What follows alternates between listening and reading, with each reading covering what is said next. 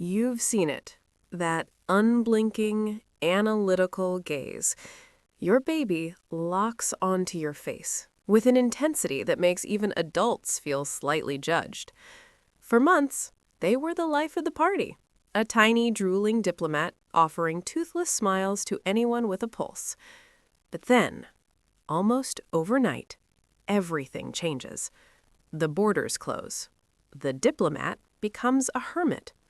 A simple hello from a stranger, or even a familiar relative, triggers a full siren of distress. Suddenly, your baby isn't reacting to people, it's reacting as if facing a high-level security threat. In parenting circles, this is called stranger danger. It's often awkward, sometimes embarrassing, but from a developmental neuroscience perspective, this isn't a regression. It's actually a major upgrade, a sophisticated, high-stakes software update in your baby's brain. This is the birth of what we can call the social firewall, and it's one of the earliest signs of advanced cognitive development.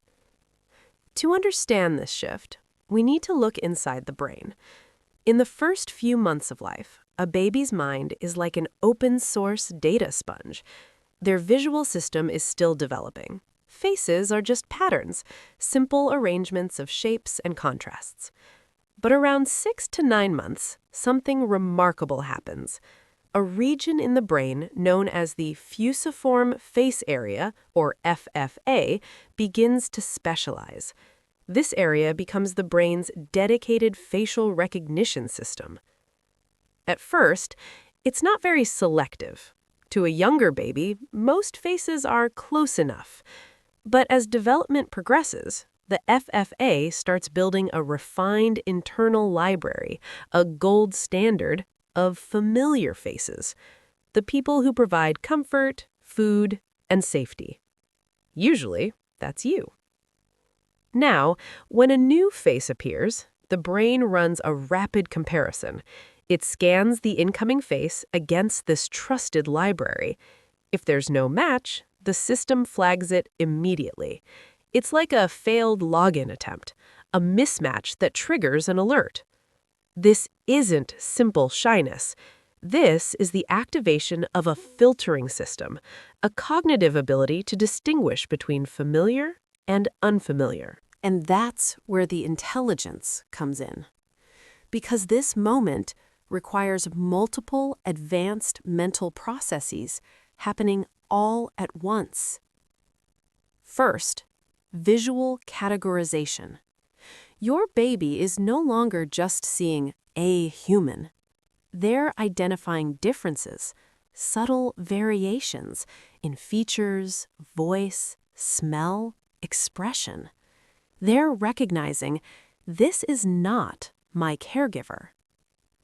Second, memory.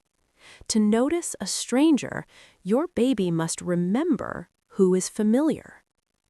And third, object permanence, the understanding that people continue to exist even when out of sight.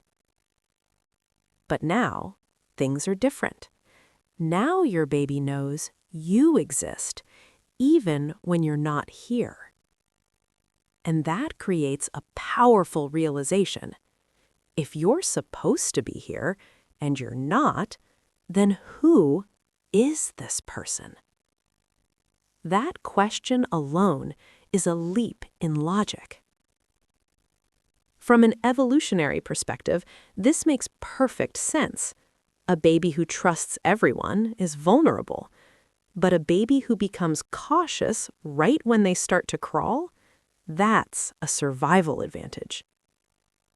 And then comes the emotion, the crying, the fear, the urgency. That comes from the amygdala. So next time your child clings to you or hides their face, look deeper. This isn't a problem. It's a milestone. Your baby isn't just absorbing the world anymore. They're evaluating it, filtering it, making decisions about it. Stranger danger isn't weakness. It's intelligence in action. Your baby hasn't become difficult. They've become selective. They've just installed their first security system, and based on their standards, they know exactly who they trust. And that says a lot about you.